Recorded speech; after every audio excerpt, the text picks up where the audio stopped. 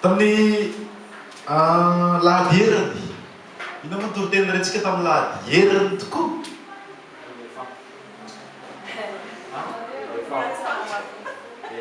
éléphant trondro sy éléphant aoka tsy anamafonyfona aoka tsy sangaresy tena tsy éléphant zany raha lazavava za manadido zay izy aoka tsy ho mafo ianao dia niresahantsika tao anatiny anakiroa hoe aoka tsy mafo fa mba aoka ianao olona ino amizay e tapitra treo ny tsy finoana sy ny fisalasalana fa aoka ianao tena olona atoky an'Andriamanitra amizay ary ny faharoa manarak'izay a dia hoe aoka tsy mafo ianao ka tsy akatoy ihany na dia mafantatrao hoe zao ny sitrapon'Andriamanitra fa aoka mba anaiky amizay ianao hoe zao ny sitrapon'Andriamanitra dia ataoko le izy izany dia tamin'ny maraina ndray teto ho an'izay teto dia niara-nianatra an'ilay tao amin'ny Korintiana voalohany toko fahatelo ambin'ny folo tsika andininy telo ambin'ny folo dia zay zany no tohizako kely a androany arivo dao a le nokatra baibolitsika amin'ny Korintiana voalohany toko fahatelo ambin'ny folo dia ny andininy fahatelo ambin'ny folo no raisitsika zany Korintiana voalohany 13 dia zao no voasoratra amin'ny anaran'i Jesosy ary ankehitriny dia ireto telo reto no mitoetra ny finoana ny fanantenana ary ny fitiavana fa ny fitiavana no lehibe amin'ireo amen tombe raha namakimafy ary aorinany telo isa roa telo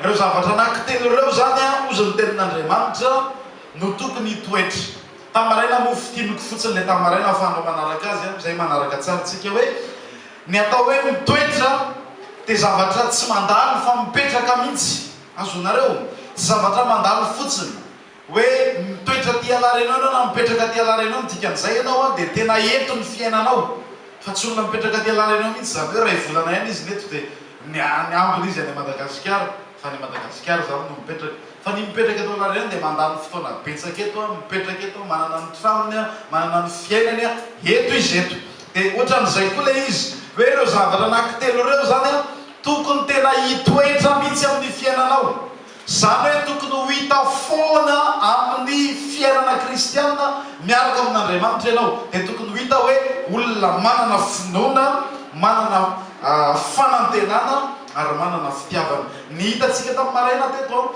dia hoe tsika mila mianatra mihitsy tena mandeha amin'ny finoana amin'ny fiainana hoe isan'andro ianao aoka andeha amin'ny finoana ary mbola mafisoko zany amin'izao arivo zao hoe ny fiainana kristiana dia fiainana tokony hoe hoentintsika mpinoana le izy ary sahira lasa mavavy tena sahi mihitsy ianao mino a ny herin'Andriamanitra tena sahi mihitsy ny finoana koa ange fa sahina koa io ange tena safidy raisinao mihitsy hoe za tena napa-kevitra rangaha tena atoky an'Andriamanitra io ange tsy zavatra hoe mandeha fotsiny ho azy amin'izao e fa tena misy fanapa-kevitra raisinao mihitsy aho hoe za rangaha anao tena tapahako mihitsy ny hevitra tena ino an'Andriamanitra ose croire tena zay teny français zay ho mahafinaritra ose sahia mino a matoky a manantena sy miandry an'Andriamanitra ianao amin'ny fiainanao alao matoky alao miankina amin'Andriamanitra zay salasala tsy zay tebiteby tsy zay asaloha tsy zay iandry anyza tsy iandry anyzaro fa alao matoky an'Andriamanitra ary Andriamanitra nge tena matoky izy tena matoky izy anome voninahitra ny finoanao anome voninahitra ny fatokinao dia tao anatin'io a ny zavatra hita tamin'ny marainao koa zany dia hoe le finoana tsy zavatra ao anatinao fotsiny fa ahoana moa le izy mila iainana mila aseho le izy ny finoana nge zavatra iainany dia tamin'ny maraina nampiasa an'le teny amin'ny baiboly teny frantsay hoe démonstration karaté tanareo le olona mahay karaté tsy hoe mahay karaté fotsiny izy dia za mahay karaté dia zay fotsiny tsisy mahita mihitsy fanamay karate amin'ny fotoana anankiray tsy maintsy vao miditra eo ianao zany a dia any anao raha Patrick ohatr'izay le izy dia ny finoana koa ange tokony zany e hoe anao démonstration mihitsy ianao hoe tena mino ianao tena mahatoky ianao aseho anao mihitsy amin'ny zavatra lazainy ny vavanao a amin'ny zavatra ataonao a amin'ny fihetsikao fa andraindray nge ny zavatra lazaintsika ny fihetsikitsika miampangatsika hoe tsy minotsika ny zavatra ataotsika hoe hitan'ny olona zavatra hafa nefa zavatra tenenitsika zavatra hafa rehefa avy eo ohatra fotsiny alaiko ohatra foana fa ty moa tena ohatra tena akaiky mihitsy le izy ohatra zany hoe mandalo olona ianao dia ianao milafiny anankiray miteny manao hoe za mity fa tena many olako Andriamanitra sy ny karazana avy eo nefa ianao a miresaka amin'ny olona hafa ndray ianao misy olona miresaka tena zange tena tsy hitako tsy mihitsy zay atao tena mijaly tena tsy haiko mihitsy zay faranay tsy mianam-pinoana zany fa ny manam-pinoana dia hoe za tena mivavaka za tena matoky an'Andriamanitra fa amalivavaka izy amany olako izy le olona ndraiky ampaherezinao fa tsy hoe ianao ndray kory maka fampaherezana nefa ianao milaza hoe manam-pinoana asehoy amin'ny fiainanao le izy zay ny zavatra hita tamin'ny maraina teto hoe aoka ny kristianina andeha amin'ny finoana izany ary zay nge finoana ny andehanantsika fa tsy fahitana manatsafidy ianao a na ianao andeha amin'ny fahitana amin'ny zavamisy sy ny zavatra hitanao dia ampiasa ny sainao fotsiny dia hetsika arak'izay na ianao andeha amin'ny finoana zany hoe mikipy ianao ny olona mandeha amin'ny finoana dia tahaka ny mikipy mihitsy izy dia manolotra fotsiny ny tanany amin'Andriamanitra dia manaiky zay hitondran'Andriamanitra azy matoky an'Andriamanitra amin'ny zavatra rehetra finoana no andehanantsika fa tsy ny fahitana amen dia ny zavatra faharoa hoe zavatra mitoetry dia ny fanantenana zavatra tsy tokony andalondalona ndraindray fa zavatra tokony tena iainanao isan'andro koa hoe tokony olona manana fanantenana isan'andro ny baiboly dia milaza fa tsika dia tokony hifaly ao amin'ny fanantenana hoy Paoly hoe mifaly amin'ny fanantenana tsika kristianina ngery avana no tokony olona tena farany be fanantenana hitanareo a indraindray ny olona tsy manana an' Jesosy indray ny be fanantenana indrindray nefa ny fanantenana reny olona reny ary a amin'ny fiainana fotsiny amin'ny zavamisy fotsiny misy olona tsy manana an'Andriamanitra marary fa manantena izy hoe mbola ho sitrana izy dia tena manana fanantenana tena ianao ary ny gaga mahita azy nefa izy tsy manana an'Andriamanitra tsy malala ny marina fanantenana eto an-tany voafetra fotsiny fa ndraindray kristianina ohatrany tsy maina ianao zay fa mampianatra mihitsy ny baiboly hoe zavatra tokony tena hitoetra le izy hoe ianao tena olona anantena foana mampianatra anao ny baiboly hoe anantena foana ny famondrapon'Andriamanitra manantena foana ianao fa mbola misokatra ny famondrapon'Andriamanitra anantena ny fitiavan'Andriamanitra hoe tena mbola azo antoka ny fitiavan'Andriamanitra anantena ny heriny anantena ny fahatsarana anantena ny voninahiny halleloja tokony zany anetsika ary rehefa jerenao ny salamo dia zany ny ampianaran'ny salamo mibetsaka mihitsy hoe ny olona zay manantena an'Andriamanitra ny olona zay miandry an'Andriamanitra tokony zany ianao lehilahy sy vehivavy manana fanantenana manantena an'Andriamanitra ao amin'ny salamo faharoamby efapolo andao hoe raha tsika mba mamaky kely any azafady salamo faharoamby efapolo dia vakitsika ny andininy fahadimy dia zao no voasoratra amin'ny anaran'i Jesosy nahoana no mitanondrika ianao ry fanaiko ka mitoloko ato anatiko manantena an'Andriamanitra ianao fa mbola hidera azy ihany noho ny famonjena mitavana ianao ve mba tena manantena an'Andriamanitra ny fiainana ary tsy tokony ndraindray aby fa mitoetra hoe fanantenana tena mipetraka ao anatinao mihitsy hoe manantena an'Andriamanitra foana hanyryhavana ka na amin'ny zavatra tsy azo antenaina ary dia ianao mbola manantena iaby satria manantena an'Andriamanitra na amin'ny zavatra tsy andrasana intsony ary dia ianao mbola miandry iaby satria miandry an'Andriamanitra sambatra ny olona tahaka izany fahita an'Andriamanitra manantenanan'Andriamanitra amin'ny fiainana. Amen. Rehefa mahita kristianina kivikivy ianao, ampaherezo manantena ianao an'Andriamanitra fa za kivikivy zany. Manantena ny tompo sy ny famonjeny, manantena ny fanampian'Andriamanitra anao, antenao zany, antenao ny valivavaka, antenao ny famondrapon'Andriamanitra sy ny fahatsarana. Araka nefa nolazaiko teo, nahoana no mitanondrika ianao ry fanahiky? Nahoana tokoa tsika mitanondrika ara-lasiana-bavy nefa afaka manantena an'Andriamanitra tsika amin'ny fiainantsika rehetra eto amin'ity fiainana ity. Amen. Tidionina manao devaresao izy hoe aokenao a tena anantena an'Andriamanitra. Tao azy. Nahoana no mitanondrika ianao rehefa kami toloko anatiko ao manantena an'Andriamanitra ianao fa mbola bolibera hoantrano-ny Jehova. Zany atao fiainana manantena ny tompo fonenana. Rehefa hitanao hoe tady ho avy indray ny faky tonga dia irao zay indray manantena an'Andriamanitra ny fanahiky, miandrasa an'Andriamanitra, aoka olo ny fanantenana ianao. Amen. Fa tsy indraindray fa isan'andro satria tokony hitoetra ilay fanantenana. Ohatran'ilay finoanao teo ihany dia tokony hitoetra ilay fanantenana. Manantena foana ianao hoe mbola hisy mariraina vaovao. Ny kristianina dia tokony hanantena foana hoe mbola misy mariraina vaovao, mbola misy zavatra vaovao rahampitso. Tokony zany tsika, tsy hoe olona mila paherezana kivikivy mitanondra eny indraindray tonga izay fa miakara inga natrakao ingana ny loha dia manantena ianao hoe hoavy na rahampitso satria manompo an'Andriamanitra. Tsy zavatra amboarina ao an-tsaina fotsiny, tsy resaka lazaintsika mivavantsika fotsiny hoe amody amboamboarina ny saina, fa manana fototra ianao raha manantena an'Andriamanitra dia afaka miaina ny fanantenana.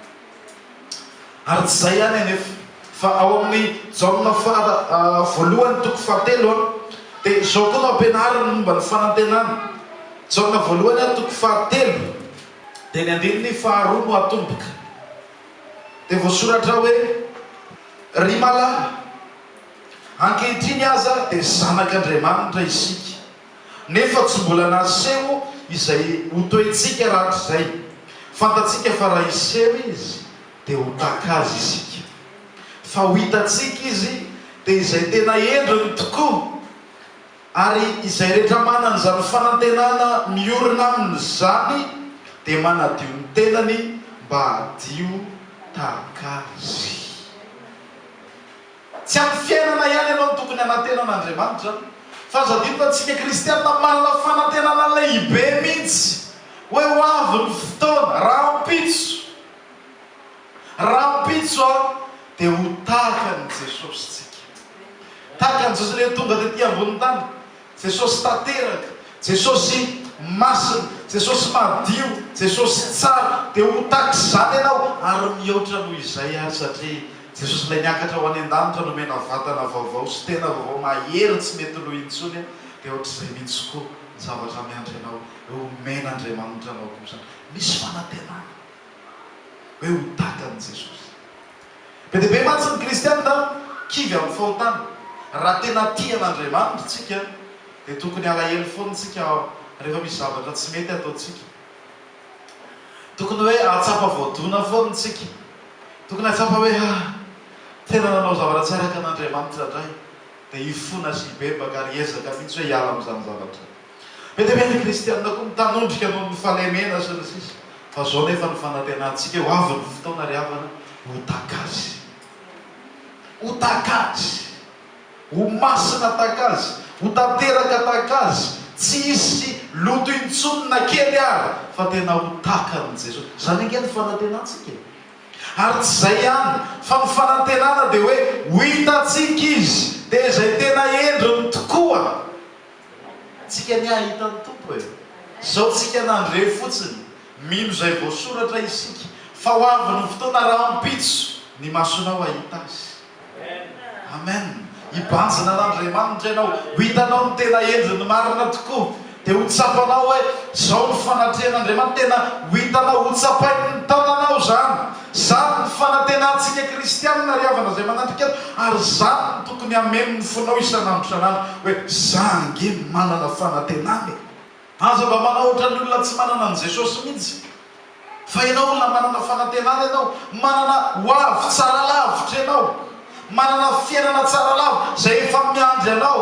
Ozy ny tenin'Andriamanitra hoe tsika ao aminy dia manantena lanitra vaovao sy tany vaovao azy, manantena fiainana be dehibe tsika ao amin'i Jesosy raha pitso. Rehefa tapitra ny fiainantsika eto dia misy fiainana miandry atsika, fanantenana lehibe, fanantenana mahafinaritra. Ary zay mihitsy le niraintsika teo hoe na iororo aza nikotroka, na ifanesy aza nitselatra, eny fanantenako hitsenanao a Jesosy. Mba tena fanantenanao ve zany? Mba tena mameno ny fonao ve zany? Sandraindray rehefa mihiran'iny ihany vao hoy zay tokoa ilay fanantenana. Amen, amen. Fa le izy tokony hitoetra hoe isanandro dia manana zany fanantenana zany foana ianao, ary zany no entinao mampahery ny fonao hoe za nge manompo an'Andriamanitra, za nge manana fanantenana, za nge tsy hoe tao tany mandrakizay e, za nge tsy hijaly mandrakizay, za nge ho any an-danitra, za nge ho vainy, ho vainy. Le falemena zay edivako isanandro avy ny fotoana ho takan'i Jesosy azonao. Ianao mety misy olona ety miady amin'ny fahatezerana isanandro, mora tezitra zany ianao dia manohitra sy miady ianao. Andriamanitra, za tsy manaiky an'io, zay ny voasoratra tsiny aoka hotso fa ho avy ny fotoana tsisy tsony, tsy mila miady tsony ianao, tsy mila miady amin'izay fahotana tsony. Zao tsika tena mitolona, ary ny Hebreo ary mampianatra nareo nge mbola tsy mitolona niady tamin'io tatramin'ny fandatsahan-dray, mbola tsy tena hoe miatra manaina le izy, fa miady tsika rehefa mba handeha amin'ny famarinana, fa manana fanantenana ianao hoe ho avy ny fotoana tapitra ho aseho mitateraka takazy. Fanantenana lehibe ahitany Jesosy. Ny aloha zany ary za tena nivavaka mihitsy, tsy haiko zao raha ho atao tompo le izy na tsy hoe Jesosy zavatra anankiray mangatahako aminao rehefa tonga any an-danitra dia avelao mihitsy aloha mba hameananao mafy fa ohatra efa mampite tonga ihany. Zany ny fanantenana ahitany Jesosy, hiaraka amin'ny Jesosy ho any amin'ny tompo mandrakariva. Dia ataovy mampahery anao zany e, ataovy hiry zany e. Mandra-pahatonga ny fotoanan'Andriamanitra na mandra-piveriny Jesosy dia fanantenana mipetraka mandrakizay ao anatin'ny fitsika. Renangery avy io fanantenana io tsy hita mihitsy amintsika kristianina, nefa io tokony iseho, io tokony ho resantsika ny olona hoe zay nge andeha ho izy nareo tony ho any an-danitra, ho any raha eraka aminay ianao mbola misy toerana, mbola afaka mandeha koa ianao, andao raha mbola misy toerana fandao, manana fanantenana izay ho any amin'Andriamanitra izay. Kely sisa ny andrasako eto dia dia any amin'ny tompo ho any amin'Andriamanitra izay. Noho izany zay manana zany fanantenana zany dia maninona? Manadio ny tenany, manadio ny tenany. Ny fanananao io fanantenana io tokony hanosika anao hoe anadio ny tenanao amin'ny falitona rehetrarehetra, amin'ny fahotana rehetra, amin'ilay antson'ny Baiboly hoe fanao n'izao tontolo izao le zavatra tsy araka an'Andriamanitra rehetra, na ao anatitsika io na ety ivelany io dia diovo mihitsy. Rehefa manasa vilia ianao tsy ao anatiny ihany no sasana, fa ny ety ivelany no sasana, dia ohatra izay mihitsy ange ianao hoe mila sasana ny ao anatiny ihany, fa sasao tsara koa ny ety ivelany satria manana zany fanantenana zany ianao. Tandremo ny toe-ponao, mitandrina tsara mba ho ho masina sy madio mba afaka hitsena ny tompo dia hiaina amin'ilay fanantenana. Zavatra tena mampalahelo indrindra hoe nanana fanantenana ianao efa diso fanantenana. Nareo efa mba diso fanantenana tamin'ny fiainanareo? Ahoana ilay diso fanantenana tsy maharara be? Tena maharara ohatrany indray ary tena ohatrany hoe efa tady vokina mihitsy ilay tananao manao hoe tena ho asiko kosa rangahy iny e. Diso fanantenana ianao dia ohatran'izay tena raha nasiko mihitsy ny raha azo atao fa tena tsy raro kosa fa mitapitaka ohatran'izany. Izany ny tena ampalahelo hoe olona ary ianao mbola tsapanao hoe diso fanantenana ianao, ary ny olona mandiso fanantenana azo atao mahagaganao zany. Fa ny mampalahelo dia hoe Jesosy tonga dia ianao diso fanantenana hoe aive za tika tsy lasy zany ake ny tena zava-tozy zany hoe ianao nanantena hoe mba hanisany ao nefa tsy hanisany satria tsy nitandrina dia aoka hitandrina tsara. Zay manana zany fanantenana zany mahafinaritra dia hitandrina ny amin'ny fiainam-panahiny. Tsy hanao kinangy izy, tsy hanao sangisangy. Kristianina mbola tsy manana fanantenana no misangisangy amin'ny toe-panahy. Fa ny kristianina tena efa feno amin'ny fanantenana ary mitoetra ao anatiny zany tsy misangisangy, tsy manao kinanga, tsy manao vazivazy amin'ny fanompona an'Andriamanitra, fa tena manompo izy mitandrina amin'ny toe-panahy sy ny fony sy ny sainy sy ny fiainany rehetra izy mitandrina tsara izy satria fantany hoe misy an'io fanantenana mahafinaritra eo niandry azy. Ry havana izay manatrika eto tokony hitoetra ao amin'ny fanantenana izy. Amen. Ary ny zavatra fahatelo ampianaran'ny andalana teo atsika aorian'ny finoana ny fanantenana dia tokony hitoetrako ny fitiavana. Ary voasoratra ary hoe ny fitiavana no lehibe amin'ireo. Ny fitiavana no lehibe amin'ireo. Zany hoe tsika koa zany tokony tena hiaina amin'ny fiainana feno fitiavana amin'ilay fanompona an'Andriamanitra.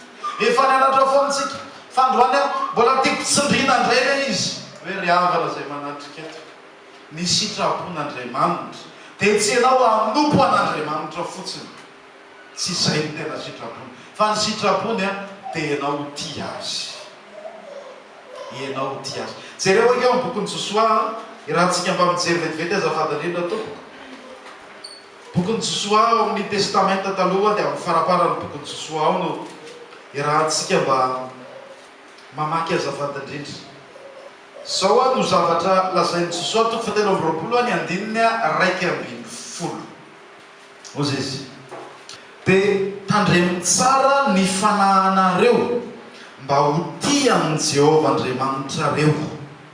Fa raha miemitra ianareo ka miray amin'ireo firenena sisy eo amin'ireo ary mifanambady aminy dia aloha tsy vakitsika tsony ny toy fa zay fotsiny ilay andininy raiky ny vola dia tandreminy tsara ny fanahinareo mba ho tia amin'ny Jehovah Andriamanitra reo. Hitanao fa na tamin'ny zanak'Israely ary Andriamanitra dia nitaky zavatra mihoatra noho ny fankatoavana. Raha hitantsika dia hoe lalàna fotsiny hoe tsy maintsy mankatoa dia rehefa mankatoa tahina dia rehefa tsy mankatoa tsy tahina. Marina izany. Fa tao anatin'ny reny nefa Andriamanitra ny tena nandrasa an'Andriamanitra tamin'ny Israely dia hoe aoka ho tia an'Andriamanitra. Aoka hanana fitiavana an'Andriamanitra. Tena hoe hanompo an'Andriamanitra. Ry havana izay manatrika eto maika moa fa isika tokony tena hitoetra amin'ny fitiavana an'Andriamanitra mandrakariva. Tsika reto tena olona tokony tena hoe ho tia an'Andriamanitra. Tao anatin'ny fotoana teo dia fidiarana an'Andriamanitra dia natsiaro mihitsy amin'ny fiainako taloha hoe hitanareo zay taloha tena lasa saina teo, tena lasa saina taloha zay na tsy haiko nareo tany Madagasikara fa nenay ahena na hividy palitao ary izany palitao zany zavatra tsy nananako mihitsy raha tsy efa taty alarany zany ingy fa nomen'Andriamanitra fahasoavana nefa hoe afaka mividy ary efa te hividy na dia izay ihany ary ange tokony hitiavako amin'i Jesosy hoe tena mivanao ny fiainan'Andriamanitra. Misy zavatra be dia be ary ankoatran'izay ny famelan-keloka izay ambony noho ny zavatra izay natao ampy tena hitiavantsika an'Andriamanitra izany ry havana, ampy tena hitiavantsika an'Andriamanitra. Dia izay no mahatonga ny Baiboly mampianatra hoe aoka ianao ho tia an'Andriamanitra. Aoka tsy ho filanjavana sanatria na ho fanompona fahazarana fotsiny fa aoka tena mba ho lehilahy na vehivavy tena tia an'Andriamanitra ianao. Amen. Ary raha tia an'Andriamanitra ianao dia makatoa an'Andriamanitra manaiky izay raha zay. Izany ingery havana no andrasan'Andriamanitra. Inona ary andrasanao hoe ny zanakao ve anao izay lazainao fotsiny amin'izao dia akatosy ka anao izay tianao rehetra fa tsy tianao nefa fa hoe manao fotsiny izy amin'ny mahareninareiny anao. Sa ny tianao ve hoe ny zanakao ho tianao dia anao izay rehetra teneninao any. Ohatr'izay koa ny Andriamanitra miandry antsika tena hity azy izy satria izy efa tia antsika tany dia tokony ho tia an'Andriamanitra. Amen. Ary faharoa manarak'izay hoe mitoera amin'io fitiavana an'Andriamanitra foana ianao dia manarak'izay koa aoka hitoetra amin'ny fitiavana ny hafa ianao. Jereo nge amin'ilay Jaona fahatelo ao le nivakitsika teo fa ao ambadika kelin'ilay izy ao Jaona voalohany azafady toko fahaefatra dia ny andininy faharoapolo zay dia ozy izy raha misy manao hoe tia an'Andriamanitra nefa mankahala ny rahalahy dia mpandainga izy fa izay tsy tia ny rahalahy izay hitany ataony ahoana no fitian'Andriamanitra izay tsy hitany. Ary izao ny didy efa azontsika taminy izay tian'Andriamanitra dia tsy maintsy tia ny rahalahy koa. Tsy maintsy tsy safidy le izy fa tsy maintsy hoe ny olona tena tian'Andriamanitra dia tsy maintsy tia ny rahalahiny. Tsy maintsy ny fitiavana dia tokony hitoetra amin'ny fiainantsika kristianina ary tokony tena handeha amin'izany tsika hoe ilay fitiavana ao an'Andriamanitra tokony hoe tsy maintsy tia ny rahalahy. Tsy maintsy tia ny olona koa ianao. Tsy fitiavana an'Andriamanitra fotsiny fa fitiavantsika ny olona ihany koa, fitiavantsika ny hafa ihany koa. Amen. Ry havana ny kristianina tokony olona tena be fitiavana, tokony olona tena be fitiavana ary tsy fitiavana ndraindray fotsiny, tsy voakasika. Ry oenge ny olona samy voakasika daholo nareo aza mieritreritra fa na mivavaka ianao na tsy mivavaka ianao rehefa maheno nisy ataony tatary dia nisy olona zao maty ny isany amin'ny fonao dia voakasika ianao na mivavaka na tsy mivavaka. Samy voakasika ny zavatra ohatr'izany daholo dia samy manokatra ny posiny dia samy manome hoe nisy horohorontany tarianana be ny maty dia malahelo ny olona. Mahatsapa ny olona hoe mila manampy izy dia manao zavatra izy fa tsy izay fotsiny le andrasan'Andriamanitra amintsika. Raha izay dia mitovy amin'ny olona ihany fa tokony fitiavana mitoetra.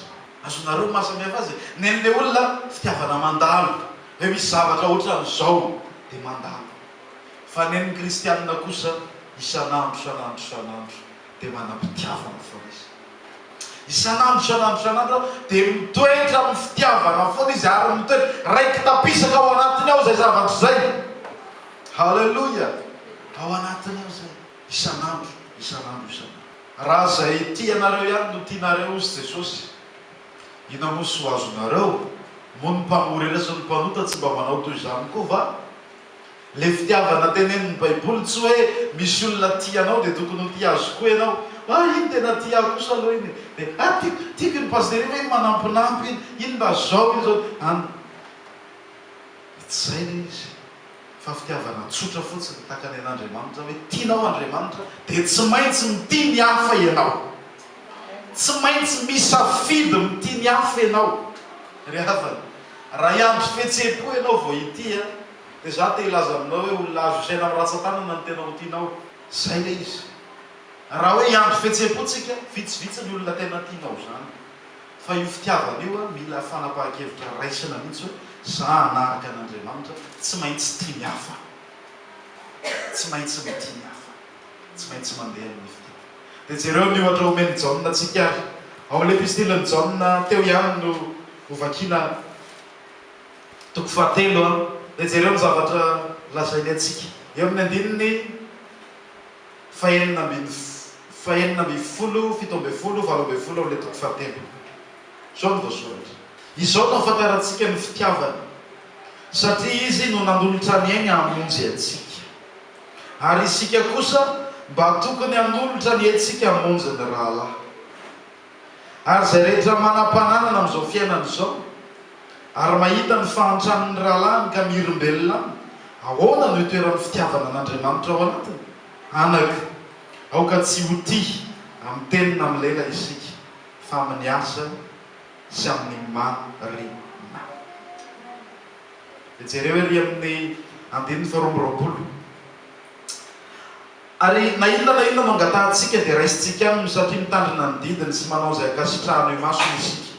Ary izao ny didiny dia ninotsika ny anaran'i Jesosy Kristy zanany sy ny fankatiavantsika araka ny didy nomeny antsika. Le fitiavana tsy zavatra ao anatinao fotsiny koa fa zavatra tokony iseho amin'ny fiainanao, amin'ny fihetsikao, amin'ny fiteninao, amin'ny olona rehetra. Dia maka ohatra izao hoe raha misy olona milaza tia an'Andriamanitra, manam-pitiavana an'Andriamanitra, mahita olona izy ao anatin'ny fahantrany nefa manam-pananana amin'izao fiainana izao ka mihirombelona aminy. Le mihirombelona izany maza tena hoe minitsy mahita na dia mahita ary. Be dia be ny olona manao an'izany fa ny kristianina tsy tokony hanao an'izany satria ampianarina izy hoe tsy maintsy mifankatia isika, tsy maintsy tia ny rahalahy isika, tsy maintsy tia ny hafa isika, dia mandeha amin'ny fitiavana. Mizara sy manome, manohana ny hafa, maneho amin'ny olona hoe tiana aza mba manavakavak'olona, izany mihitsy fa aoka hitoetra amin'ny fitiavana. Ary hitanareo ilay teo raha vao tsy mandeha amin'ny fitiavana tsika na ny vavakintsika ary tsy hisy valiny, zay ngely izy e. Ninona angatahantsika dia azotsika raha mitandrina ny didiny tsika ka ny didiny anefa dia ninotsika amin'i Jesosy sy ny fankatiavantsika. Raha vao manana olana mihitsy ianao amin'ny lafin'ny fitiavana ny hafa dia na ny vavakao ary voasakana na ny valim-bavaka ary tsy ho tonga any aminao, mandehanana amin'ny fitiavana tahaka an'Andriamanitra ry havan'Andriamanitra. Tsy indraindray ihany fa mandalo. Za tsy mitsahatra ny mamerimberina an'izao hoe raha afaka manampy ny hafa ianao dia ampio ampitiavana izy.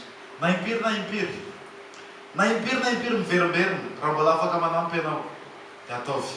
Raha mbola afaka manohana ny hafa ianao, na iza dia ataovy. Raha mbola afaka mijery ny mahanitra ianao, raha mbola afaka manohana ny mpitondran-tena ianao, ataovy fa izany no fitiavana. Dia amaranako azy ao amin'ny Korintianina voalohany ao toko fahatelo ambin'ny folo, ilay nivakitsika teo dia vakitsika manomboka amin'ny andininy voalohany dia izay no amaranako izao tenin'Andriamanitra izao.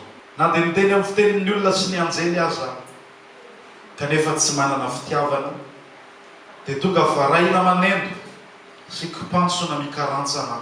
Ary na dia manana faminaniana aza ka mahalala ny zava-miafina rehetra sady manana ny fahalalana rehetra ary na dia manana ny finoana rehetra aza ka mahafindra tendrombohitra kanefa tsy manana fitiavana dia tsinonitsinona ao. Ary na dia omeko amin'ny malahelo aza ny fananako rehetra ary na dia atolotro hodorana aza ny tenako kanefa tsy manana fitiavana aho dia tsy mahasoa akory izany. Dia noho ny toy tokony lesona ho antsika foana ny fitiavana maropo sady mora fanahy. Ny fitiavana tsy mialina, tsy mirehare, tsy mieboebo, tsy manao izay tsy mahamendrika, tsy mitady ny azy, tsy mora sositra, tsy manao otro-po, tsy mifaly amin'ny tsy fahamarinana fa miara-mifaly amin'ny fahamarinana kosa. Mandefitra ny zavatra rehetra, mino ny zavatra rehetra, manantena ny zavatra rehetra, maharitra ny zavatra rehetra. Ny fitiavana tsy ho levina mandrakizay. Fitiavana maropo sady mora fanahy. Aok'izany tsy mialina, tsy mirehare, tsy mieboebo, tsy manao izay tsy mahamendrika, tsy mitady ny azy, tsy mora sositra ny fitiavana, tsy manao otro-po, tsy mifaly amin'ny tsy fahamarinana, miara-mifaly amin'ny fahamarinana, mandefitra ny zavatra rehetra. Amin'ny teny frantsay hoe l'amour supporte tout. Mandefitra ny zavatra rehetra, mino ny zavatra rehetra, manantena ny zavatra rehetra ary maharitra zavatra rehetra. Ry havana izay manatrika eto tsy maintsy mifankatizy, tsy maintsy mandeha amin'ny fitiavansika, fa zay no ahalalana hoe tena tian'Andriamanitra ianao, tenao mandeha amin'ny fitiavana, ary tokony hitoetra. Tompony hitantsika rehetra ankehitriny reto telo reto no mitoetra ny finoana. Aoka tena olona iaina sy andeha amin'ny finoana ianao, sahy mandeha amin'ny finoana. Faharoa, aoka olona manana fanantenana ao amin'Andriamanitra, manantenan'Andriamanitra foana amin'ny zavatra rehetra, manantenana koa, ary aoka ho be fanantenana ianao ny amin'ny fiainana mandrakizay, dia manadio ny tenanao, adio takasy. Ary fahatelo, ny mitoetra ary lehibe amin'ireo zava-dehibe no ireo roa voalohany dia ny fitiavana, fitiavana n'Andriamanitra, fitiavana ny rahalahy, izany hoe ny hafa. Favaka tsika. Andriamanitra misaotra betsaka, misaotra betsaka, misaotra betsaka, misaotra betsaka. Alleluia. Mangatany fanampian'Andriamanitra, mampitomboana ny finoanao.